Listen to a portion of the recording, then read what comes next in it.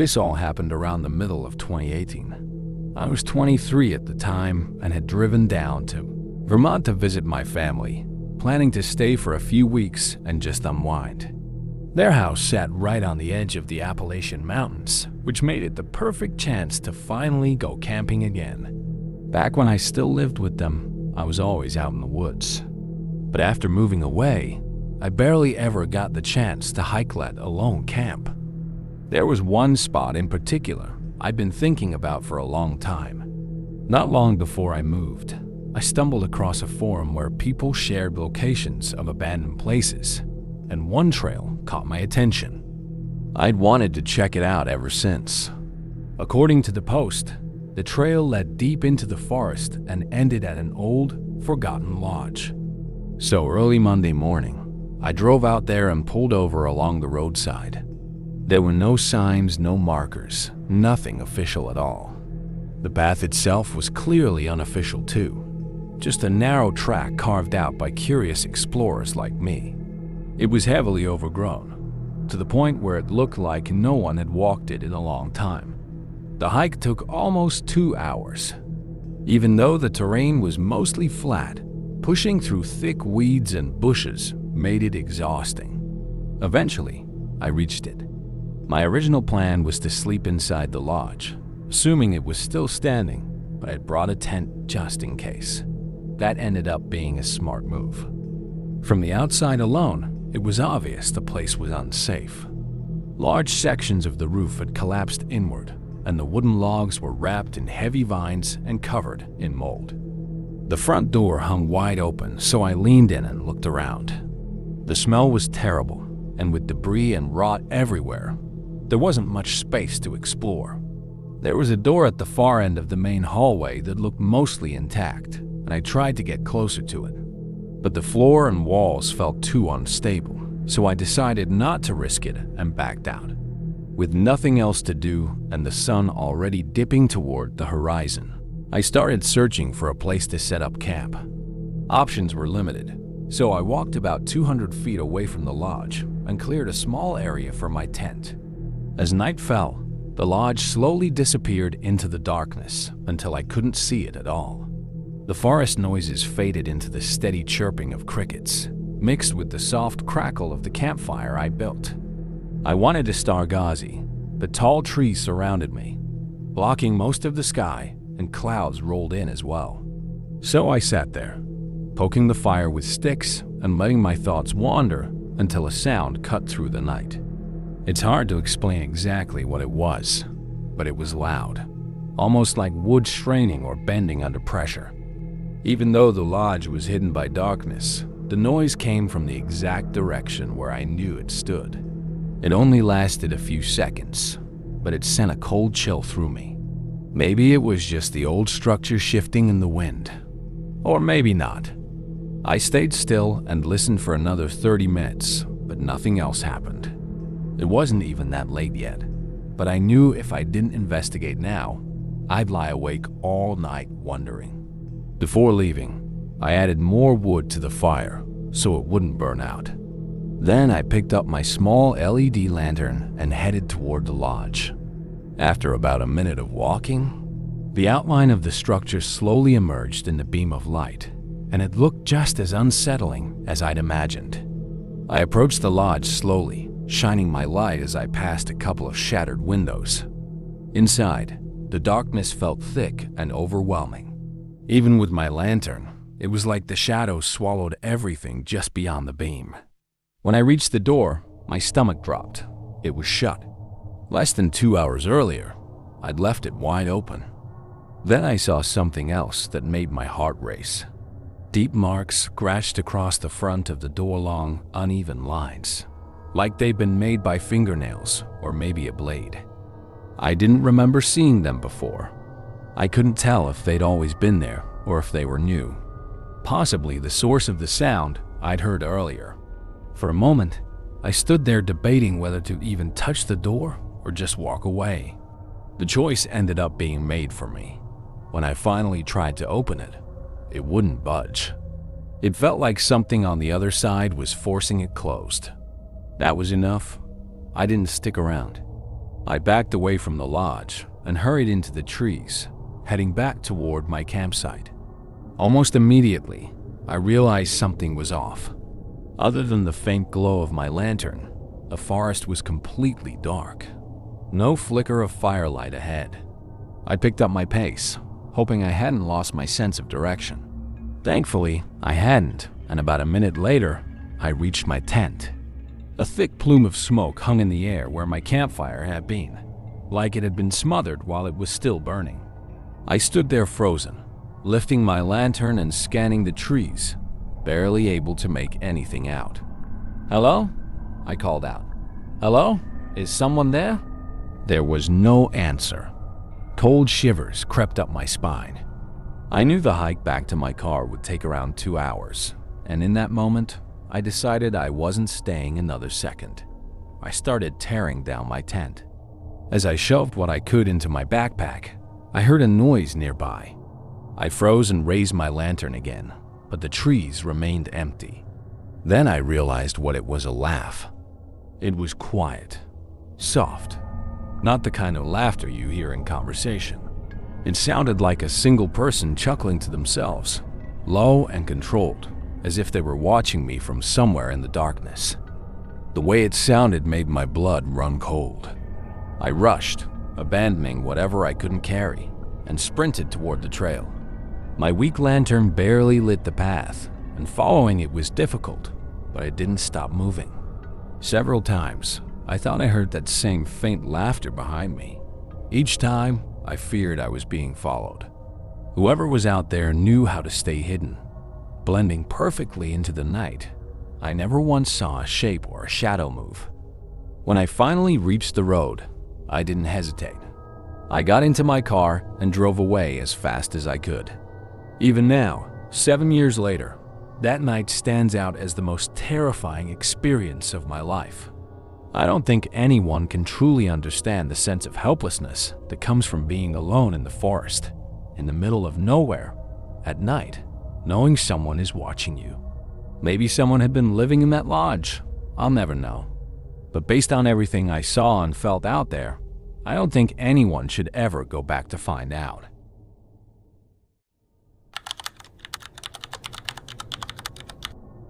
This happened last summer, about a year ago. I was out on a backpacking trip, hiking toward a small, remote campsite with my dog, Rocky. He's an Australian Shepherd, medium-sized, incredibly smart, and basically glued to my side wherever I go. He loves being out on the trail, running ahead, weaving through trees, and exploring every inch of the woods. The spot we were heading to wasn't new to me either. I'd stayed there 3 or 4 times before. That's exactly why I liked it so much. It was quiet, secluded, and I'd never once run into another person there. It meant Rocky could stay off leash and really enjoy himself. The hike took around 8 hours, and by the time we reached the campsite, there was only an hour or 2 of daylight left. The campsite itself wasn't anything impressive. No views, no landmarks, just a small clearing completely surrounded by trees. Still, I always found it peaceful. It felt contained and safe, a place where I could relax while keeping an eye on Rocky as he wandered nearby. I dropped my pack and started setting up camp. As usual, Rocky began doing his routine patrol, sniffing around the edges of the clearing and drifting a short distance into the woods, while I pitched the tent and unpacked our gear. About 15 minutes after we arrived, Rocky came back, but something was off. His tail was low, and instead of running past me or circling the campsite again, he pressed close to my side. Then he turned and stared back into the trees, fixated on the direction he'd just come from. That alone made me uneasy. Rocky almost never acts like that, unless there's a thunderstorm or something genuinely frightening. I stood up and scanned the woods, but I didn't see anything. I checked him over, thinking maybe he'd stepped on something or hurt himself, but he was perfectly fine. Just tense, alert. Seeing him like that bothered me. Rocky was sharp and confident by nature, not skittish.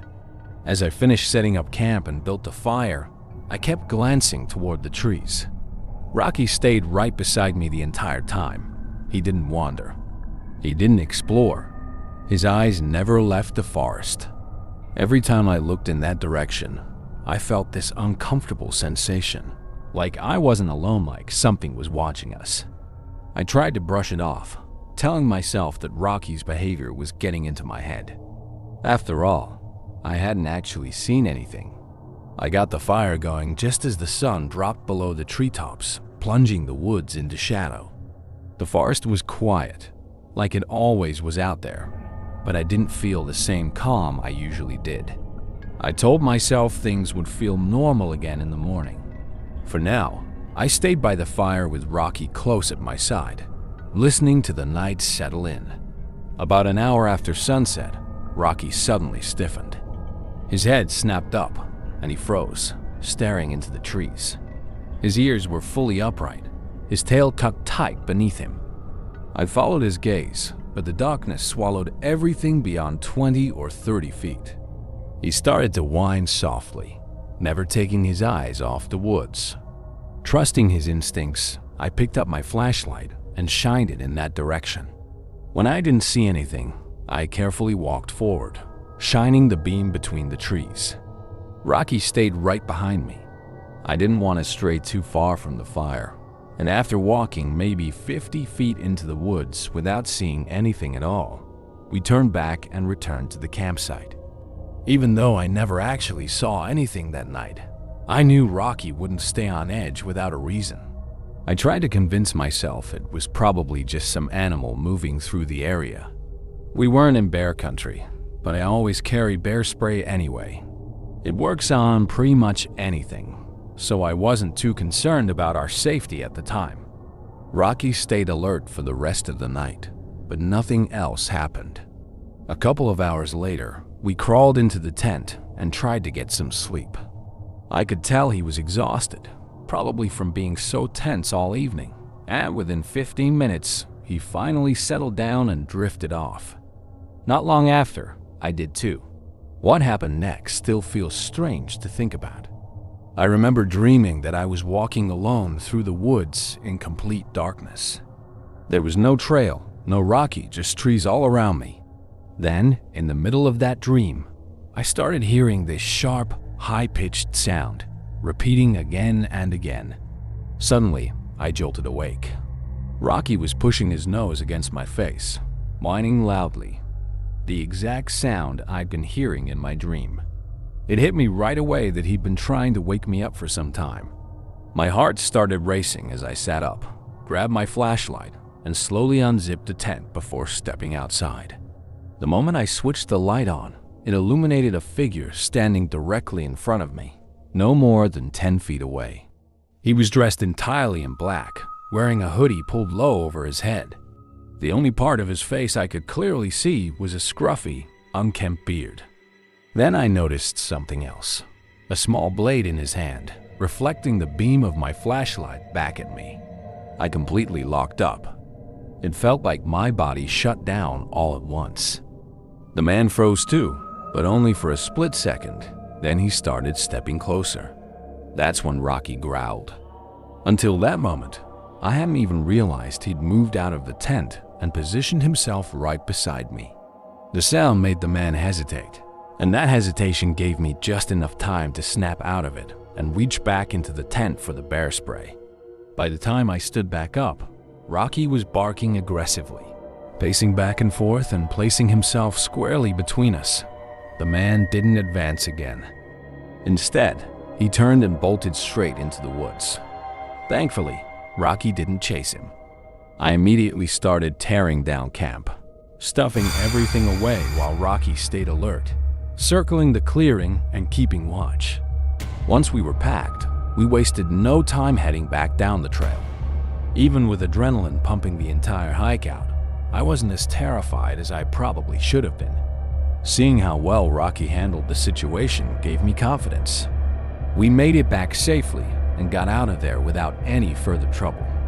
I reported what happened as best I could, but given how remote the location was, nothing ever really came of it. I've been camping plenty of times since then, and Rocky has been completely back to his normal self-happy, curious, and loving the outdoors like always. At the very least, that experience taught me one thing. If Rocky senses something isn't right, it's time to leave.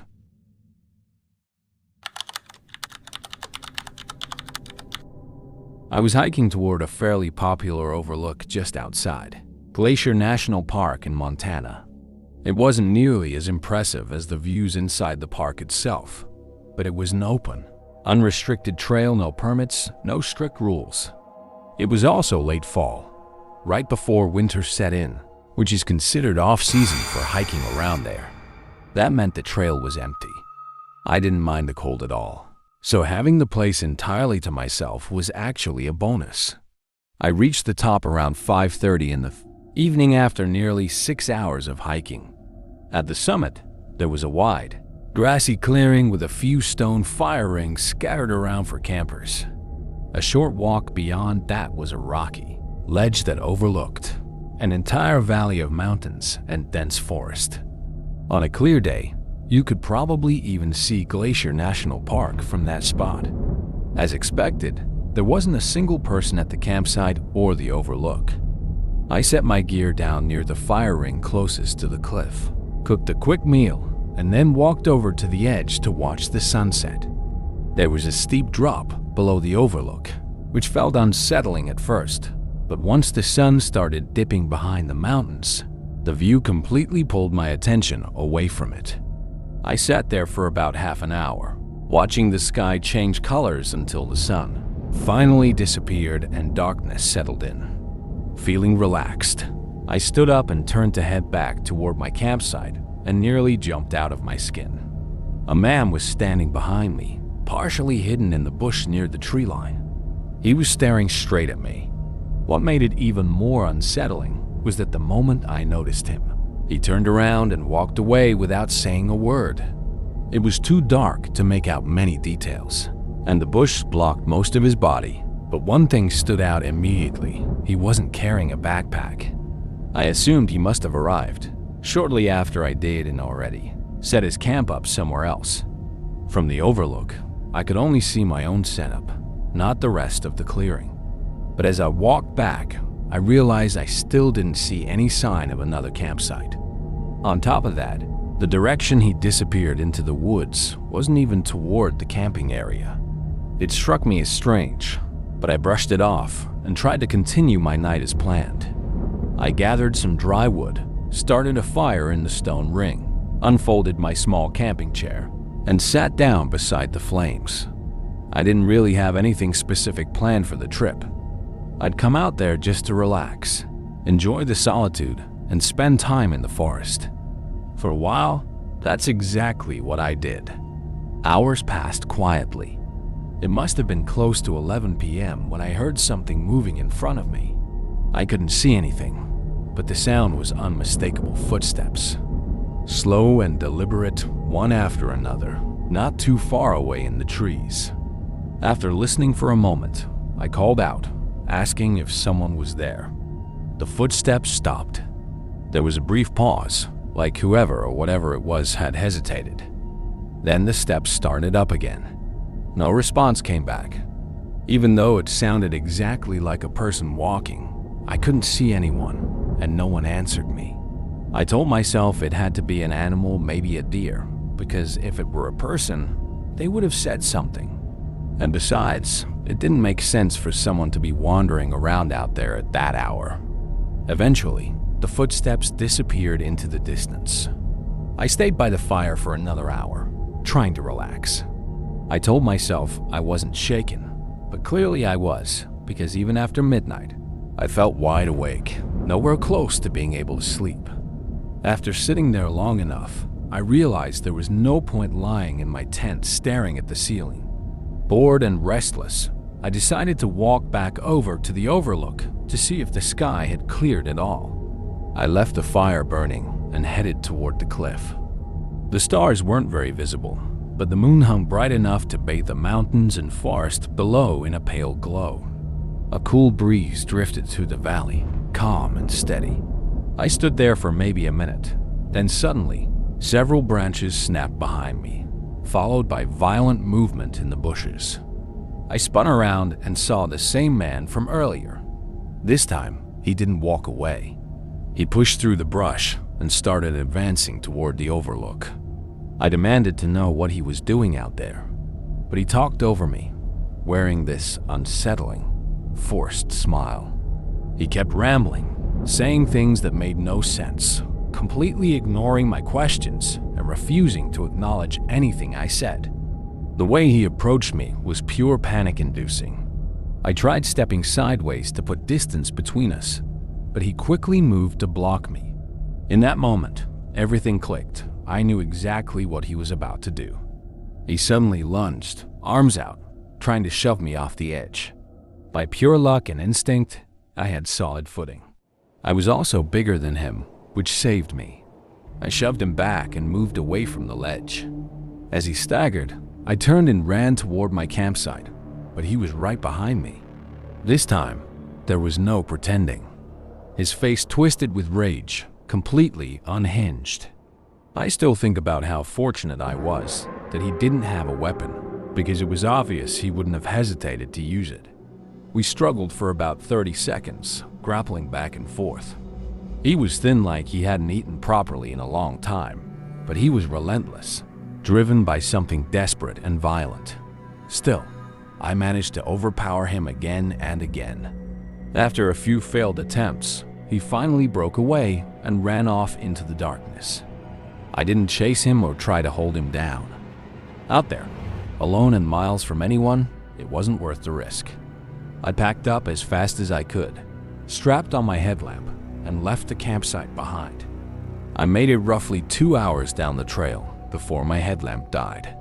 With no light, I set up a small emergency camp in the woods and waited until sunrise before finishing the hike out. I reported what happened and talked to several people afterward, but no one seemed to agree on what that man was really doing out there. All I know is this: if I'd been even slightly less cautious, I might not have made it out alive that night.